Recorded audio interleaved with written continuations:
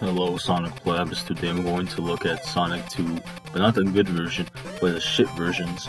Sonic 2 on the Genesis is a very good game. I mean, a lot of Sonic fans took it off, but there are other versions of Sonic 2, those being on the Sega Master System and Game Gear.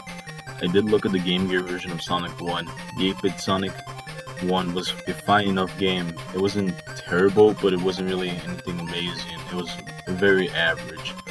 8-bit Sonic 2 is a completely different from the Genesis Sonic 2. Fun fact, 8-bit Sonic 2 came out before Sonic 2 on the Genesis, so this is officially the first appearance of Tails. The 8-bit versions of Sonic 2 don't really get talked about much, and after playing them, I see why. But let's start at the beginning. So we start up Sonic 2 on the Game Gear with my ears dying.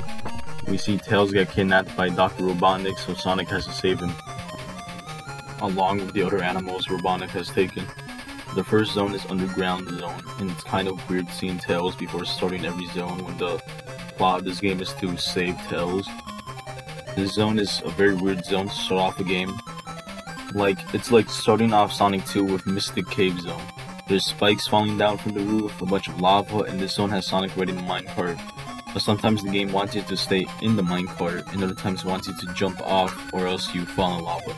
And this brings me to the biggest problem with Sonic 2 on the Game Gear, the screen crunch.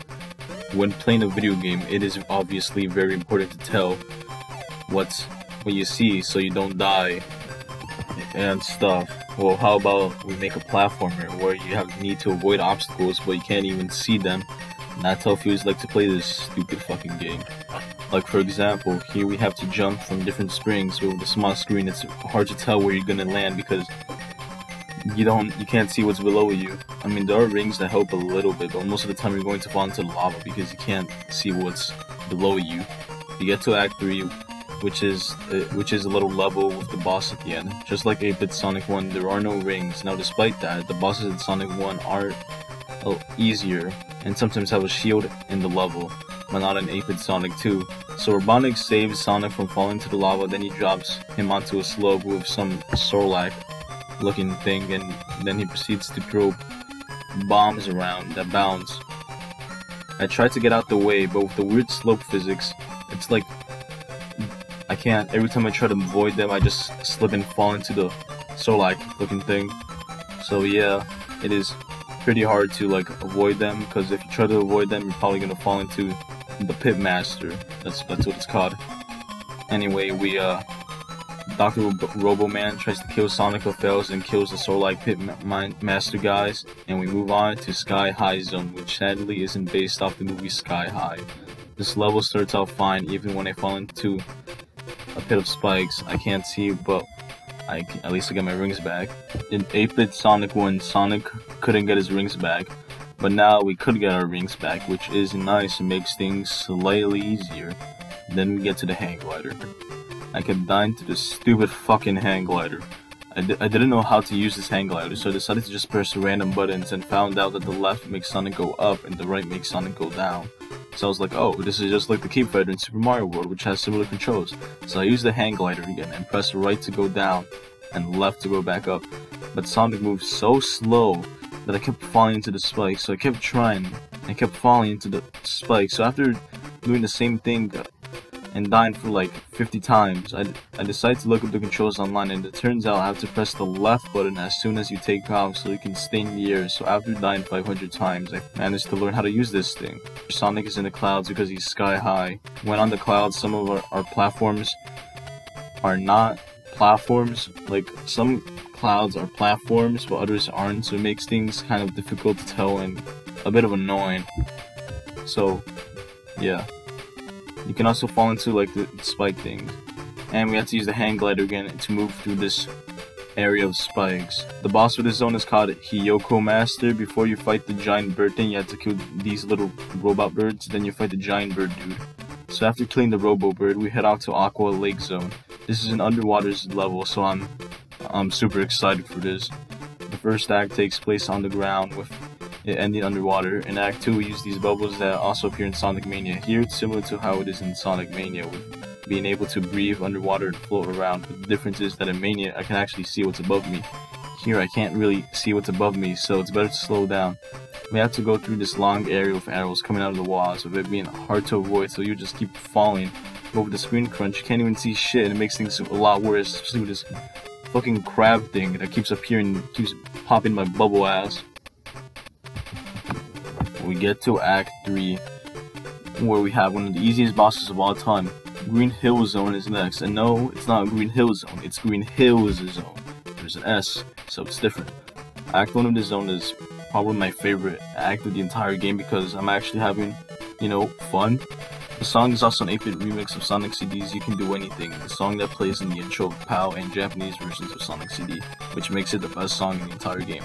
It is kind of strange that there's an 8-bit remix of this song in this game because Sonic CD hasn't even released in Japan yet, but I'm still happy it's here. We go to Act 3 where the misery starts again. So in this act, Sonic has to jump from springs to reach the end to fight the boss. But the thing is, I can't even get to the platforms because I keep fucking dying in the same place like 500 times, and because I can't see anything, I just keep dying, I just keep falling to my death. So after that, I get to the boss and die another 5,000 times, since there's no rings on like these boss acts, which makes things a lot more harder than they need to be. So we fucking kill Doyo Master after he keeps jumping and rolling around. McMountain Zone is next, and it's not that bad. There is this section where the moving platform just kills you if you stay on it. So yeah, good thing I totally saw that thing coming.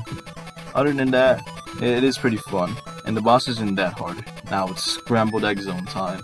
The zone is a zone with pipes that take you to places. That's the zone. These two acts are like a maze with these different pipes taking you to wherever you feel like it. I eventually just searched up a guide because I don't want to spend like 5,000 hours in this zone. The boss is a Mecha Sonic who also appears in Sonic Mania, which is very nice. Mecha Sonic is also a very easy boss, and after defeating him, we see Sonic walk away with the credits. That's weird. We didn't even fight Robotnik, and we're already at the end? I didn't mention this, but the Chaos Emeralds are here, but they are very similar to how they work in 8-bit Sonic 1 with the emeralds being found in the levels. There are no special stages in this game, which is kind of strange, but even 8-bit Sonic 1 had special stages, but you didn't collect the emeralds in them.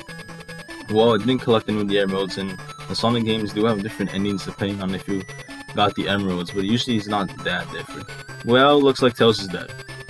Yes, this is the bad ending of this game. Since Sonic wasn't able to rescue Tails, it is implied that he died, with Sonic staring at the night sky with Tails' face. This feels like a bad creepypasta. Well, I decided to play the Master System version, and this time I decided to get all the Chaos Emeralds so I can save my good old buddy Tails. The Master System version is overall the better game. It is way better than the Game Gear version because since it has a wider screen, I can actually see things. So yeah, I managed to 100% this game quicker than regularly beating the Game Gear version. So yeah, that's how you know it's easier. When I get to Scrambled Egg Zone, I got stuck in a pit of spikes, so that's very epic and fun. If you have collected all the previous Chaos Emeralds, Mega Sonic will drop the last Chaos Emerald. Once Sonic has all the emeralds, Sonic enters Crystal Egg Zone, which is the final zone in this game. This zone is easier than the previous zones. We are like in the sky or something with floating fish. Good thing my biggest dream has been fulfilled. So we get to Dr. Robo Man and fight him by coming out of these tubes to hit him while he shoots radioactive flowers. We eventually clobber Dr. Egghead and rescue Tails, then credits. 8-bit Sonic 2 is not a game I would ever play again. The Game Gear version has so much screen crunch. In 8-bit Sonic 1 on the Game Gear, the screen crunch wasn't that much of a problem, but the level design in 8-bit Sonic 2 is not well made for a small screen like this. There's a lot of areas where you're jumping on springs, but when you're in the air, you don't know where you're gonna land, so most of the time you're either gonna make it the next platform or get spikes up Sonic's ass. The Master System version is the overall better version, and that's mostly because you can see much more of the screen. But even with the bigger screen, it's not the best. It just turns a shit game into an alright game. There's nothing that special about this game other than Tails dies creepypasta, but if you really wanted to play this game, the Master System version is the better way to play it as, but it doesn't really get re-released as much. The Game Gear version is the one masochists play. It is also the most common version of the game, but if you wanted to play Sonic 2, just play the Genesis version.